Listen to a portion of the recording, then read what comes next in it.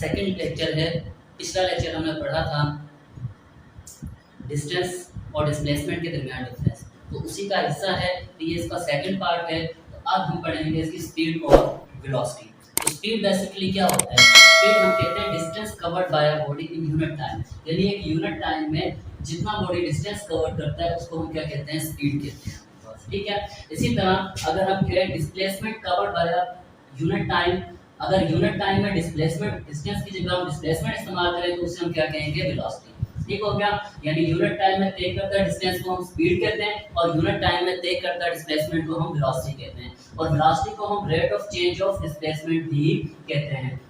Speed जो है वो स्केलर निकाल है और वेलोसिटी जो होती है वो वेक्टर स्पीड का यूनिट भी मीटर पर सेकंड है और इसका यूनिट भी मीटर पर सेकंड होता है। इसकी डायमेंशन क्या है? देखिए ms-1 है तो lt-1 होगा, m क्या हो जाएगा? 0। इसी तरह ये भी lt-1 होगा आपके पास। ठीक हो गया। अच्छा, अब ये दोनों चीजें असल में करती क्या है? ये स्पीड और वेलोसिटी दोनों हमें बताती हैं कि both describe how fast the position of an object changes, यानी कितनी तेजी से किसी ऑब्जेक्ट की पोजीशन तब्दील हो रही है। वेलोसिटी और स्पीड हमें क्या बताती है कि कोई ऑब्जेक्ट कितनी तेजी से अपनी पोजीशन क्या कर रहा है? तब्दील कर रहा है। अगर हम कहें रनिंग फास्ट, तो रनिंग फास्ट का मतलब है मोर स्पीड, यानी जितना वो तेजी से चेंज करेगा उतनी स्पीड उसकी ज्यादा। रनिंग स्लो, अगर वो स्लो पोजीशन चेंज करेगा तो उसकी स्पीड क्या हो जाएगी?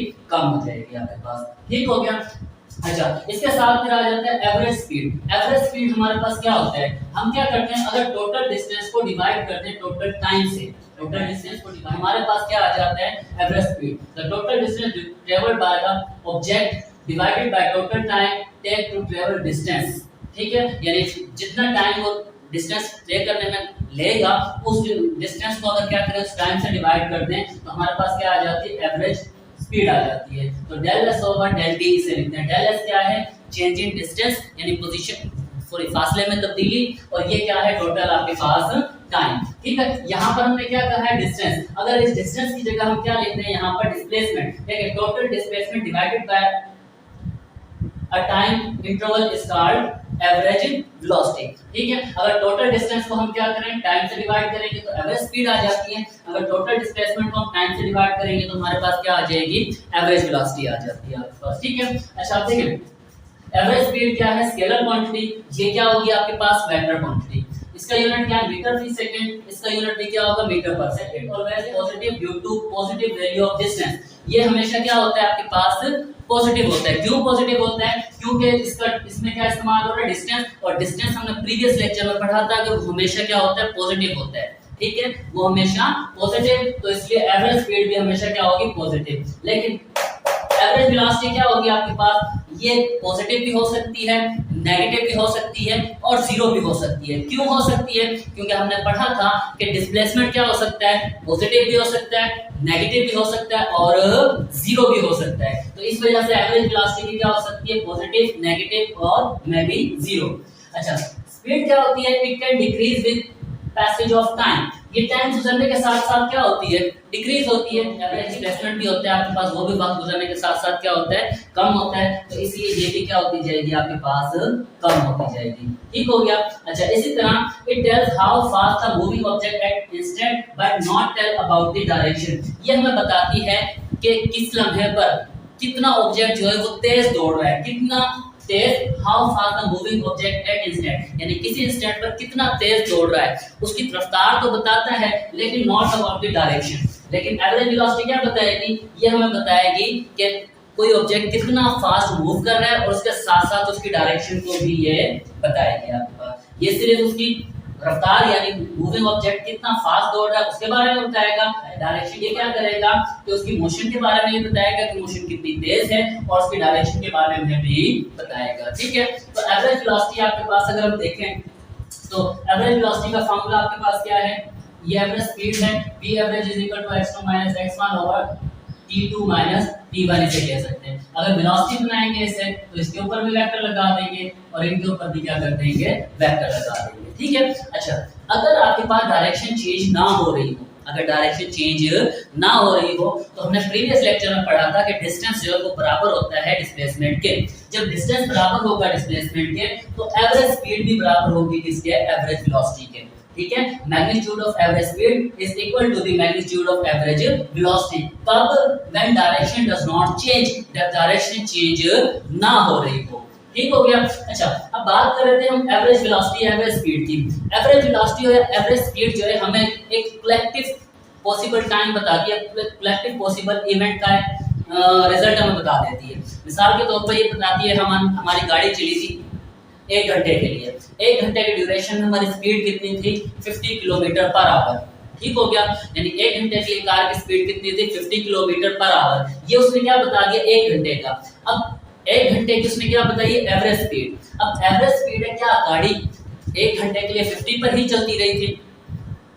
नहीं होता ऐसा, क्योंकि गाड़ी जब चली थी उसकी स्पीड कम थी, फिर उसकी स्पीड बढ़ी, फिर कहीं उसने ब्रेक लगाया, फिर कहीं उसने डायरेक्शन चेंज की, तो बहुत सारे इवेंट जो प्लेनिंग है, तो उन इवेंट्स के बारे में एवरेज स्पीड या एवरेज वेलोसिटी कोई इंफॉर्मेशन हमें नहीं देती। तो इन इवेंट्स या इन छोटे इंस्टेंट के बारे में इंफॉर्मेशन लेने के लिए हमें किस चीज की जरूरत होती है, हमें इंस्टेंटेनियस वेलोसिटी की जरूरत होती है। इंस्टेंटेनियस वेलोसिटी होती क्या है, इंस्टेंट लफ्ज़ क्या है, इंस्टेंट। इंस्टेंट मतलब लम्हा, इंस्टेंटेनियस वेलोसिटी मतलब किसी एक लम्हे की velocity. The velocity of an object at any instant of time, यानी किसी भी इंस्टेंट ऑफ टाइम की जो वेलोसिटी होगी उसे हम क्या नाम देंगे, इंस्टेंटेनियस वेलोसिटी। या फिर हम कहेंगे it indicates how fast a particle and in which direction it is moving at each instant of time. तो ये हमें क्या बताती है कि पार्टिकल किसी खास लम्हे में कितना फास्ट था और कौन सी उसकी डायरेक्शन थी, यानी एक लम्हे के अंदर, एक इंस्टेंट के अंदर वो कितना फास्ट था और कौन सी उसकी डायरेक्शन थी। यानी एक लम्हे के बारे में बता रहा है कि उस लम्हे में कितना वो तेज दौड़ रहा था और किस सिमत में वो जा रहा था। इसी तरह average velocity of a small, it is the average velocity of small interval. तो असल में इंस्टेंटेनियस वेलोसिटी क्या होती है कि अगर एवरेज वेलोसिटी को कोई एक छोटा इंटरवल ले लें तो उसको हम क्या नाम देंगे, इंस्टेंटेनियस वेलोसिटी कहेंगे। तो इंस्टेंटेनियस वेलोसिटी का फार्मूला आपके पास क्या होता है, v instantaneous is equal to limit del t approaches to 0 del d over del t। del d क्या चीज है, आपके पास डिस्प्लेसमेंट हो गया, और t क्या चीज है, आपके पास टाइम हो गया। ये क्या है, लिमिट। ये कहता है कि आपके पास इंस्टेंटेनियस वेलोसिटी उस वक्त होगी जब आपके पास time del t approaches to 0, यानी इंतहाई छोटा इंटरवल होगा। एक छोटे इंटरवल के लिए तो इंस्टेंटेनियस वेलोसिटी आपके पास होगी। ठीक है, नेक्स्ट है हमारे पास due to small interval distance is equal to displacement. अगर आपके पास इंस्टेंट आपके पास क्या हो, स्मॉल, और उस इंटरवल में डिस्टेंस और डिस्प्लेसमेंट क्या हो, बराबर, तो उस इंटरवल में इंस्टेंटेनियस स्पीड और इंस्टेंटेनियस वेलोसिटी भी क्या होंगे, बराबर होंगे। अगर किसी इंटरवल में डिस्टेंस और डिस्प्लेसमेंट बराबर हो तो उस इंटरवल में स्पीड, इंस्टेंटेनियस स्पीड और इंस्टेंटेनियस वेलोसिटी भी क्या होगी, बराबर होगी। तो हम अब जनरली जितनी भी बात करते हैं वेलोसिटी या स्पीड की, वो बेसिकली क्या होती हैं, इंस्टेंटेनियस होती हैं। हमारा स्पीडोमीटर देखिए मोटरसाइकिल में लगा होता है, कार में लगा होता है, मुख्तलिफ सारे व्हीकल में स्पीडोमीटर लगा होता है। तो वो जो स्पीड मेजर करके देता है वो बेसिकली क्या मेजर करके देता है, आपको इंस्टेंटेनियस वेलोसिटी मेजर करता है या इंस्टेंटेनियस स्पीड मेजर करके दे रहा होता है आपको। ठीक हो गया। अच्छा, अगर मोशन आपके पास यूनिफॉर्म हो तो इंस्टेंटेनियस वेलोसिटी चेंज नहीं होती।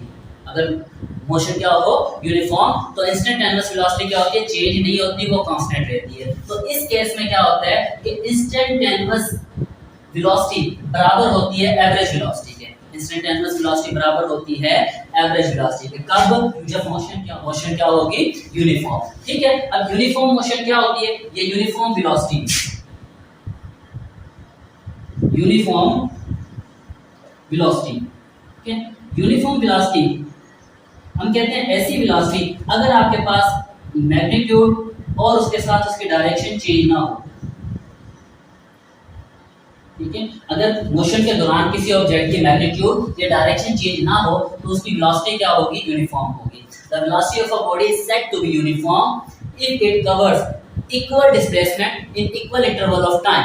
अगर वो इक्वल इंटरवल में इक्वल डिस्प्लेसमेंट कवर करता है तो उसे हम क्या कहते हैं, वेलोसिटी क्या होगी, यूनिफॉर्म होगी। However short इंटरवल में भी, चाहे ये इंटरवल कितने ही छोटे क्यों ना हो। ठीक हो गया। या अगर हम कहते हैं the velocity of a body is said to be uniform when its magnitude and direction does not change। किसी भी बॉडी की वेलोसिटी यूनिफॉर्म होगी जब उसकी मैग्नीट्यूड या डायरेक्शन चेंज ना हो। ठीक है, इसी के साथ आपके पास क्या है, वेरिएबल। तो वेरिएबल कब होगी आपके पास, अगर क्या हो जाए कि वेरिएबल वेलोसिटी, वेरिएबल कब होती है जब उसकी मैग्नीट्यूड या डायरेक्शन या फिर दोनों क्या हो, चेंज हो। ठीक है, the velocity of a body is said to be variable if its magnitude and direction changes, अगर उसकी मैग्नीट्यूड और डायरेक्शन क्या हो, चेंज हो। या फिर हम कहते हैं the velocity of a body is said to be variable if it covers unequal displacement in equal of interval of time। अगर इक्वल इंटरवल ऑफ टाइम में इसके डिस्प्लेसमेंट क्या हो, अनइक्वल हो, तो आपके पास वेलोसिटी क्या होगी, वेरिएबल होगी आपके पास। ठीक हो गया। तो यूनिफॉर्म में मैग्नीट्यूड और डायरेक्शन चेंज नहीं होते हैं, जबकि वेरिएबल में मैग्नीट्यूड और डायरेक्शन दोनों क्या हो जाते हैं, चेंज हो जाते हैं आपके पास। ठीक हो गया। अच्छा, छोटी सी हमारे पास चीज ग्राफिकल थोड़ी सी एक्सप्लेनेशन उसको देख लेते हैं। तो देखिए हम क्या करते हैं, पोजीशन टाइम ग्राफ बनाते हैं। ये आपके पास क्या है, एक्स एक्सिस पर पोजीशन ले लिया, इधर हमने क्या ले लिया, अगर आपके पास लाइन आ जाती है इतना स्ट्रेट, इसका मतलब क्या है कि टाइम गुजर रहा है लेकिन पोजीशन चेंज नहीं हो रही।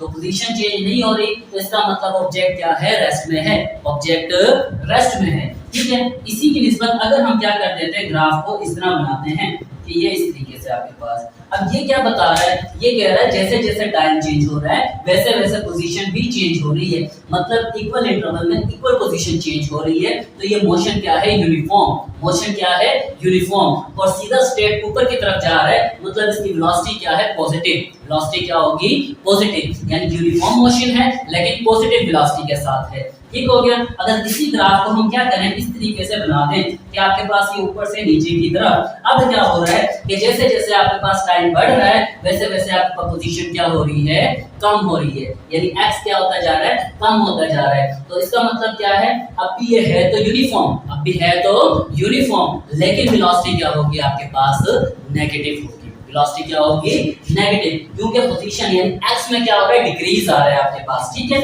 अगर ये ग्राफ आपके पास इस तरह होता है आपके पास, ये इस तरीके से, ये आपके पास, अब देखिए ग्राफ क्या है आपके पास, इसमें टाइम और पोजीशन इक्वली चेंज नहीं हो रहे, चेंज तो हो रहे हैं लेकिन एक इरेगुलर इंटरवल के साथ चेंज हो रहे हैं। तो इसको हम क्या कहेंगे, ये क्या चीज है आपके पास, नॉन यूनिफॉर्म मोशन। ये क्या चीज है, नॉन यूनिफॉर्म मोशन। ये किसका था, यूनिफॉर्म मोशन का, इससे पिछला भी यूनिफॉर्म मोशन का था, लेकिन ये क्या चीज है आपके पास, नॉन यूनिफॉर्म। तो इसमें एवरेज वेलोसिटी अगर हमने निकालनी हो तो हम क्या करते हैं, इस पे टेंजेंट ड्रॉ कर एवरेज वेलोसिटी निकाल लेते हैं। मतलब हम क्या करेंगे, इस पर एक पॉइंट पे टेंजेंट ड्रॉ करेंगे, ये टेंजेंट आ गया, तो देखें ये पॉइंट आ गया और ये देखें इसको यहाँ मिलाएंगे, ये दो पॉइंट होते हैं। हमने टेंजेंट कैसे निकाला था, अगर आपको याद हो तो इसको हम कह देते हैं, ये आपके पास y1 है, ये क्या है y2, इसको हम क्या कहेंगे, ये x1 है, ये x2। तो टेंजेंट मतलब स्लोप, तो स्लोप कैसे लेते हैं हम लोग, स्लोप का फार्मूला क्या था आपके पास, वो क्या था, y2 minus y1 over x2 minus x1, that is the formula of slope. इस स्लोप की मदद से हम क्या निकाल सकते हैं, स्लोप बेसिकली हमें क्या दे रही है, ये हमें एवरेज वेलोसिटी देती है।